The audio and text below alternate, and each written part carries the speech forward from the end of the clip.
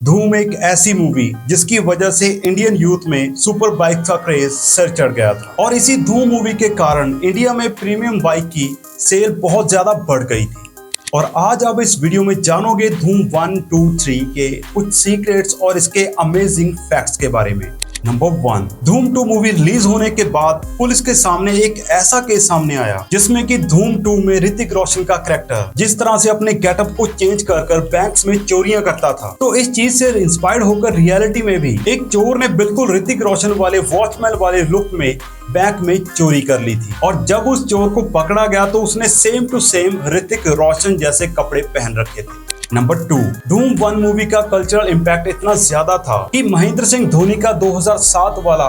World cup winning look John Abraham के धूम look से इंस्पायर था और उस समय इंडियन यूथ में भी जॉन अब्राहम वाला ये हेयर स्टाइल बहुत ज्यादा पॉपुलर हो गया था। साथ ही इसका टाइटल बैकग्राउंड म्यूजिक इतना अच्छा था कि लोग आज भी इसको अपने बसों और ट्रकों में एज अ हॉर्न लगवाते हैं। मूवी के फास्ट स्पीड वाले स्टंट्स को देखकर 19 से 24 साल के लड़के सड़कों पर भाई रियलिटी में अपने स्टंट्स करने लगे थे और इसी कारण बहुत से लड़कों को पुलिस ने ओवर स्पीडिंग और बाइक स्टंट करते हुए पकड़ भी लिया था। नंबर 3, धूम 1 के सीन में जब जॉन इब्राहिम इस चलते हुए ट्रक में अपनी बाइक को चढ़ाते हैं तो हम आपको बता दें कि जॉन इब्राहिम ने इस स्टंट को खुद परफॉर्म किया था। इसके लिए जॉन इब्राहिम ने अपने साइड एक्टर से ये बोला था कि अगर वो ये स्टंट परफॉर्म करते हुए गिर जाए तो वो तुरंत उनसे दूर हट जाएं, ताकि जॉन इब्राहिम की वजह से उनके बाकी एक्टर्स को कोई भी चोट ना लगे। नंबर 4, दोस्तों क्या आपने धूम 2 मूवी के इस गाने वाले सीन को ध्यान से नोटिस किया था जहां ऋतिक रोशन के पीछे Sushant Singh Rajput as a background dancer नाच रहे हैं। दरअसल दोस्तों सुशांत सिंह राजपूत उस समय बॉलीवुड इंडस्ट्री में आने के लिए बहुत स्ट्रगल कर रहे थे, इसलिए सुशांत सिंह को फिल्मों में जो भी छोटा मोटा रोल मिलता था वो कर लेते थे।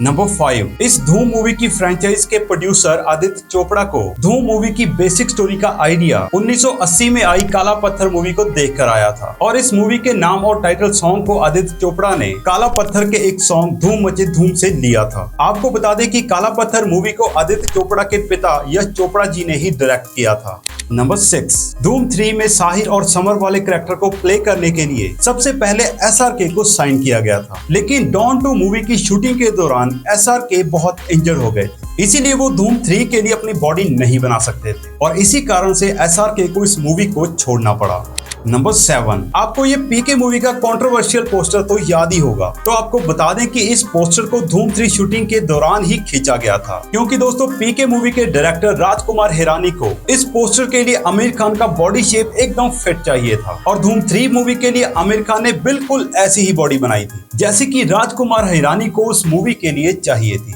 इसीलिए इस पोस्टर को धूम 3 की शूटिंग के दौरान ही क्लिक कर लिया गया था। नंबर 8, लेटेस्ट बज़ के अकॉर्डिंग धूम 4 में रणबीर कपूर को विलन के रोल के लिए फाइनल किया गया है। साथ ही धूम 4 मूवी इस फिल्म फ्रेंचाइज की एक नई शुरुआत होगी, मतलब इसमें पुराने कैरेक्टर जैसे अभिषेक बच्चन का कैरेक्टर एसीपी जय और उदय चोपड़ा का कैरेक्टर अली नहीं होगा, बल्कि कुछ न्यू यंग एक्टर इस पुलिस की जोड़ी को बनाएंगे। नंबर 9, सुपर बाइक्स धूम मूवी की मेन यूएसपी हैं, लेकिन ये बात जानकर आप हैरान हो जाओगे कि पहले मूवी में सुपर बाइक्स की जगह सुपर कार्स को लेना था, लेकिन धूम मूवी के डायरेक्टर संजय गर्भी सुपर बाइक्स के बहुत बड़े फैन थे। साथ ही उन्हें लगा कि कार के अंदर बैठे हुए एक्टर के फेस और उनके एक्सप्रेशंस को वो ज्यादा अच्छे से कैप्चर नहीं कर पाएंगे और इसी कारण से उन्होंने मूवी में कार की जगह सुपर बाइक्स को लेने का डिसाइड किया और मूवी में हर एक बाइक को कैरेक्टर्स के नेचर्स के अकॉर्डिंग ही चूज किया था। जैसे इसमें उदय चोपड़ा का अली वाला कैरेक्टर काफी मजाकिया और फनी नेचर का है, तो उसके लिए पीले कलर की बाइक रखी गई और जॉन इब्राहिम वाला कैरेक्टर एक लीडर का कैरेक्टर था, तो जॉन के लिए रेड एंड ब्लैक बाइक रखी गई।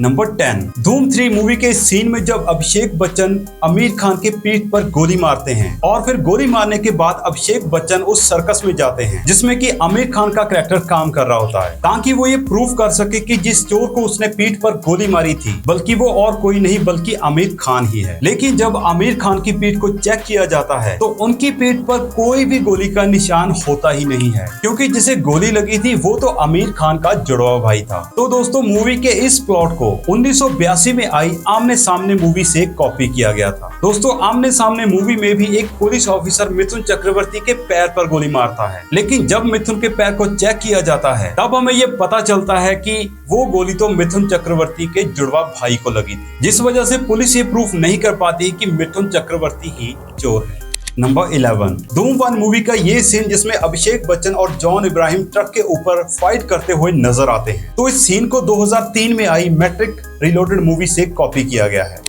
नंबर 12 जब धूम 2 मूवी रिलीज होने वाली थी तब उस समय के मुंबई पुलिस कमिश्नर ने सेंसर बोर्ड से ये अपील की थी कि वो फास्ट स्पीड वाले बाइक सीन्स को इस मूवी से हटवा दें, क्योंकि इससे इंस्पायर्ड होकर इंडियन यूथ भी बहुत लापरवाह होकर सड़कों पर तेज स्पीड से बाइक राइडिंग करने लगेंगे, जिससे कि रोड एक्सीडेंट्स की संख्या बहुत बढ़ जाएगी। लेकिन फिल्म मेकर्स ने पुलिस कमिश्नर को ये कहा कि मूवी में सिर्फ एक ही बाइक रेसिंग का सीन है और वो भी मूवी के लास्ट में है, तो आप इस चीज के लिए बेफिक्र हो जाइए। नंबर 30 जब धूम 3 मूवी एक मेगा ब्लॉकबस्टर बन गई तब इफेक्ट्स लैब्स नाम की एक इंडियन गेमिंग कंपनी ने धूम 3 का एक वीडियो गेम भी रिलीज किया था, लेकिन ये बिल्कुल भी नहीं चला और ये गेम फ्लॉप हो गई। नंबर 40 धूम 1 मूवी में जॉन इब्राहिम ने कबीर के रोल को प्ले किया है, लेकिन दोस्तों ओरिजिनली इस कैरेक्टर को सलमान खान को ध्यान में रखते हुए लिखा गया था, लेकिन दोस्तों सलमान खान किसी भी मूवी में विलन का रोल प्ले नहीं करना चाहते थे और इसी कारण से उन्होंने इस मूवी को रिजेक्ट कर दिया और बाद में इस रोल के लिए संजय दत्त को अप्रोच किया गया, लेकिन दोस्तों संजय दत्त भी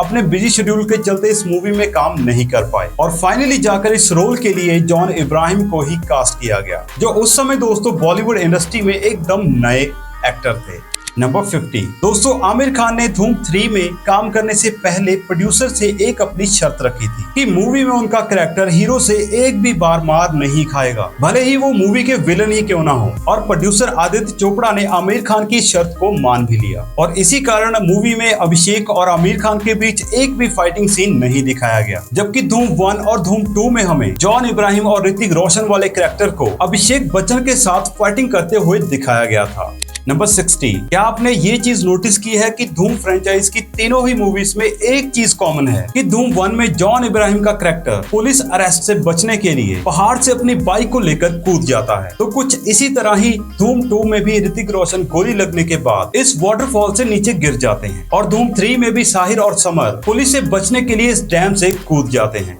नंबर 70 धूम 3 में आमिर खान वाले डबल रोल को शूट करना एक चैलेंजिंग काम था। पहले आमिर खान के किसी एक कैरेक्टर जैसे साहिर के सीन्स को किसी दूसरे आदमी के साथ शूट किया जाता, फिर पहले वाले सीन को दोबारा शूट किया जाता विद सेम कैमरा पोजीशन और लाइटिंग के साथ, लेकिन इस बार आमिर खान उस रोल को प्ले कर रहे होते थे जो पिछले वाले सीन में उस आदमी ने प्ले किया था, यानी कि समीर के सीन्स को, और पोस्ट प्रोडक्शन के टाइम वीएफएक्स की हेल्प से दूसरे आदमी के चेहरे को आमिर खान के चेहरे के साथ रिप्लेस कर दिया जाता था और इस तरह धूम 3 में आमिर खान के डबल रोल वाले सीन्स को बनाया जाता था। नंबर 80 धूम 2 में ऋतिक रोशन को अलग अलग गेटअप्स में चोरी करते हुए दिखाया गया था, जैसे ये बूढ़े वॉचमैन वाले गेटअप में और ये अंग्रेज बुढ़िया वाले गेटअप में, लेकिन ऋतिक रोशन को इन लुक्स के लिए तैयार होने के लिए पूरे 3 घंटे तक एक ही पोजीशन पर बैठे रहना पड़ता था, क्योंकि उनको जो मूवी में गेटअप दिया गया था उस गेटअप को बनाना बहुत मुश्किल था। जैसे कि इस अंग्रेज बुढ़िया वाले गेटअप को रेडी करने के लिए पहले ऋतिक के फेस पर एक नकली स्किन को लगाया जाता था और इसी नकली स्किन को उनके चेहरे पर परफेक्टली फिट करना भी कोई आसान काम नहीं था, क्योंकि नकली स्किन के मुंह, नाक और आंखों वाले गैप्स को